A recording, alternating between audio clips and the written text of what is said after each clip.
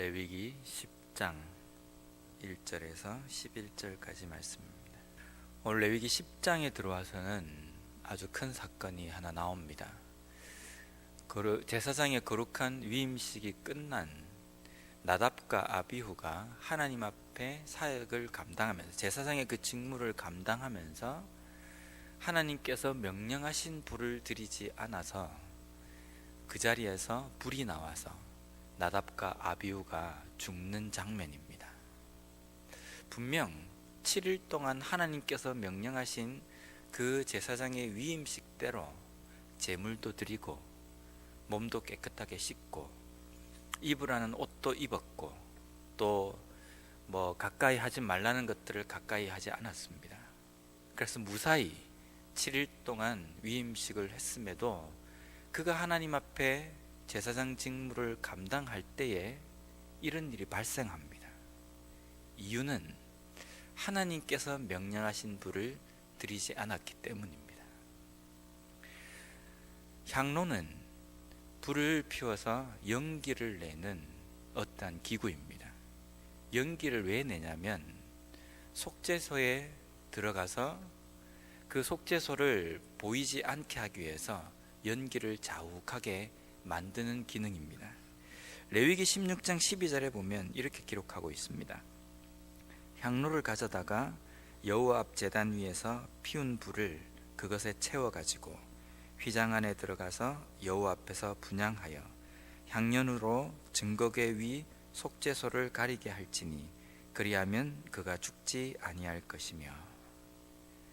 향로를 통해서 연기를 피웁니다. 그 연기가 지성소 안을 가득하게 메움으로 말미암아 속죄소가 보이지 않도록 만드는 기능입니다. 그 향로에 연기를 피우기 위해서는 반드시 하나님께서 명령하신 불을 거기에다 넣어야 했습니다. 그리고 하나님께서는 왜 그렇게 해야 되는지에 대해서 분명히 명시하고 계십니다. 내가 명령한 그 불을 또 그 방식대로 연기를 피움으로 너희들이 죽음을 면할 수 있을 것이다 라는 겁니다. 그런데 나답과 아비후는 어떤 이유인지 모르지만 하나님께서 명령하신 그 불을 사용하지 않았기 때문에 그 자리에서 죽음을 당합니다. 이유는 하나님께서 명령하신 그 말씀대로 순종하지 않았기 때문입니다. 하나님은 긍휼의 하나님이십니다. 어떠한 부분에 대해서 꼬장꼬장 하시거나 속이 좁으신 분은 아니십니다. 그런데 오늘 이 장면에서는 뭐 그리 잘못한 게 있다고, 하나님 앞에 큰 죄를 범한 것도 아니고, 그것도 이불과 저불이 뭔가 기능이 틀리거나 성분이 틀린 것도 아닌데 불을 잘못 드렸다고 그 자리에서 제사장을 죽이시는 하나님을 보면서 조금은 너무하시다는 생각이 좀 들 수도 있습니다. 근데 그 이후에 보면 자신의 피부치가 그 하나님 앞에서 죽임을 당하는 그 장면 속에서 충분히 슬퍼할 수 있는 이 상황에서 하나님께서는 슬퍼하지 못하게 하십니다. 그러면서 몇 가지 명령을 하십니다. 첫째는 머리를 풀거나 옷을 찢지 말라. 둘째는 회막문에 나가지 말라. 셋째는 포도주나 독주를 마시지 말라. 한마디로 요약하면 슬퍼하는 기색을 내지 말라는 겁니다.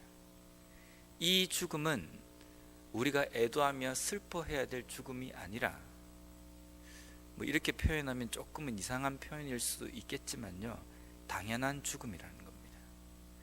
당연한 죽음 앞에서 슬픔을 내색하지 말라는 겁니다. 이 죽음은 하나님의 명령대로 하지 않아서 불순종으로 온 죽음입니다. 특별히 하나님의 말씀을 가르치고 그 말씀대로 해야 할 가장 첫 번째 자리에 있는 그 의무가 있는 제사장들이 하나님의 말씀대로 하지 않아서 죽게 된 죽음입니다. 우리는 우리 자신을 왕같은 거룩한 제사장이라고 표현합니다. 우리에게는 하나님께서 명령하신 것들이 있습니다. 그 명령하신 것들을 우리는 이행하고 지키고 가르쳐야 될 의무가 있는 사람들입니다.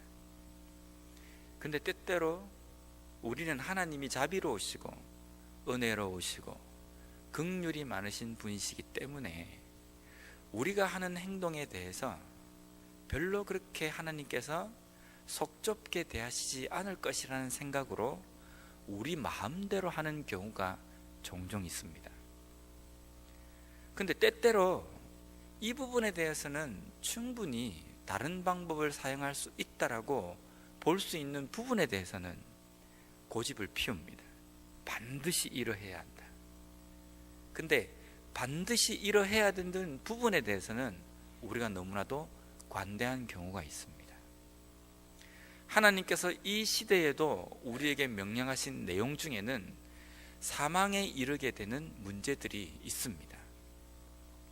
욕심이 장성한 적, 죄를 낳고 죄가 점점 커짐으로 말미암아 사망에 이릅니다.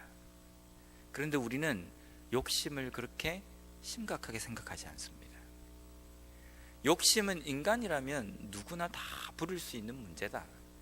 그래서 이 욕심은 사람의 당연한 어떠한 감정이기 때문에, 욕구이기 때문에 그렇게 심각한 것은 아니다 라고 생각합니다. 그런데 분명하게 성경에서는 그 욕심이라는 것이 죄를 통과하게 되고 그 죄가 곧 우리를 사망으로 인도하게 된다는 겁니다. 심각한 겁니다. 나답과 아비후가 하나님 앞에 하나님께서 명령하신 불을 들이지 않은 것은 하나님께서 명령하신 그 율법에 대해서 자기 나름대로 해석했기 때문입니다. 뭐 불이 하나님께서 명령하신 대로 한다고 해서 어떤 다른 성분이고, 우리가 지금 드리려고 하는 이 불이 뭔가 특별하게 잘못된 불은 아닐 것이다. 대충 드리자. 그냥 우리가 구할 수 있는, 쉽게 구할 수 있는 이 불을 그냥 드려도 별 문제는 없을 것이다. 연기만 피우면 되니까 연기만 나오면 되지 않겠느냐 라고 해서 그 불을 아니란 생각으로 드렸을 겁니다. 그 아니람 가운데 불순종이 있었고, 그 불순종은 하나님의 명령에 대해서 가볍게 생각했다는 겁니다. 그로 말미암아 나답과 아비후는 죽음을 면하지 못했습니다. 나답과 아비후가 이렇게 죽음을 당한 이유에 대해서 하나님께서는 3절 말씀에 기록하고 있습니다. 나를 가까이 하는 자를 통하여서 내가 나의 의와 나의 영광과 나의 거룩함을 드러낼 것이다 라는 겁니다. 우리가 주기도문에 보면 하나님의 이름이 거룩하게 여김을 받으시옵소서 라고 우리가 고백을 합니다. 어떻게 하면 하나님의 이름이 영광스럽고 거룩히 여김을 받는 것이겠습니까? 우리가 우리의 입을 통하여서 오, 하나님의 이름이 거룩하십니다라고 우리가 고백을 하면 하나님의 이름이 거룩히 여김을 받는 것입니까? 그렇지 않습니다. 하나님의 이름은 그 존재만으로도 거룩히 여김을 충분히 받고도 남으시는 그 존재이십니다. 우리가 뭐 찬양한다고 해서 하나님의 이름이 거룩히 여김을 받으시고, 우리가 고백을 한다고 해서 거룩히 여김을 받는 것이 아닙니다. 다만 우리가 주기도문을 통해서 이렇게 고백하는 것은 우리의 삶을 통해서 거룩하신 하나님의 그 영광이, 이름이 드러나는 삶을 살겠습니다. 또한 살게 해 주십시오라는 고백이 그 속에 들어있다는 겁니다. 그렇다면 어떻게 해서 우리의 삶을 통해서 하나님의 영광과 하나님의 의가 거룩히 여김을 받고 드러나는 것이겠습니까? 순종입니다. 우리가 하나님 앞에서 구별된 삶을 살고 하나님께서 명령하신 대로 순종할 때에 우리의 삶을 통하여서 하나님의 이름이 거룩히 여김을 받는 겁니다. 오늘 제사장이 하나님 앞에 나아갑니다. 하나님 앞에 나아가는 자를 통하여서 하나님께서는 하나님의 의와 영광을 드러내시겠다고 말씀하셨습니다. 그런데 그 영광을 드러내야 되는 제사장의 삶이 하나님 앞에 불순종이 나타났습니다. 그래서 하나님은 하나님의 영광과 의를 가리는 나답과 아비후를 그 자리에서 죽이셨습니다. 하나님의 영광과 하나님의 의를 가리는 행동은 죽음입니다. 오늘날 우리의 삶과 구약의 제사장의 삶은 다릅니다. 구약의 제사장들은 불을 들여야 했고 짐승을 잡아서 죽여야 했고 뭔가 여러 가지 형식이나 의식 때문에 조금은 불편했을 수도 있습니다.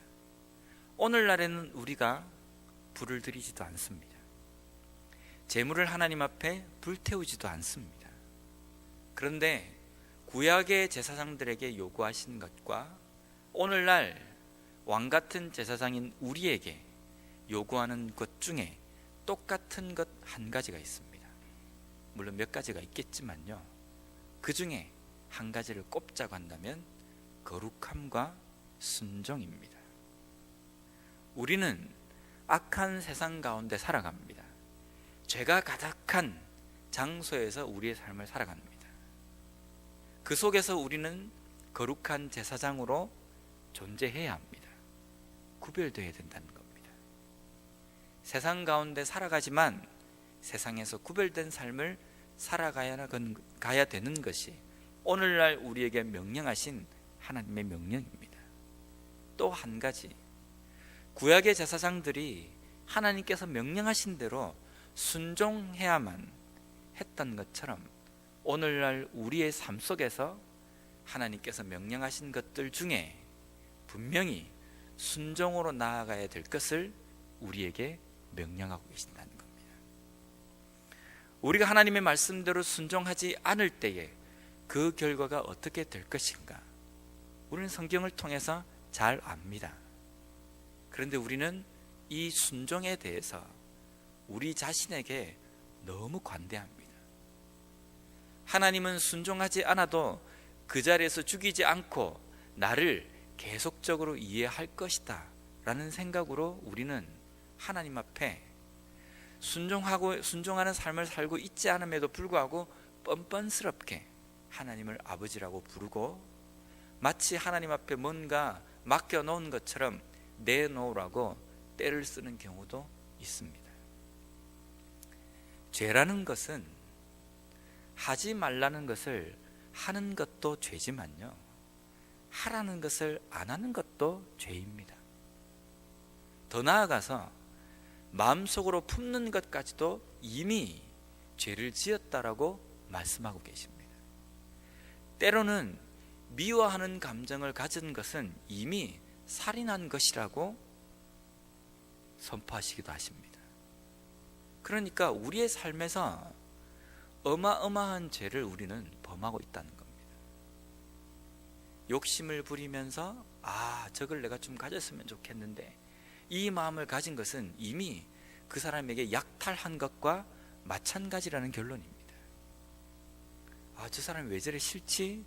라는 마음을 가지면 이미 그 사람을 죽인 것과 마찬가지라는 겁니다. 나는 전혀 죽이려고 생각도 안 했는데 말씀은 우리에게 그 마음을 품었다고 한다면 이미 살인한 것이라고 이야기하십니다. 어떻습니까?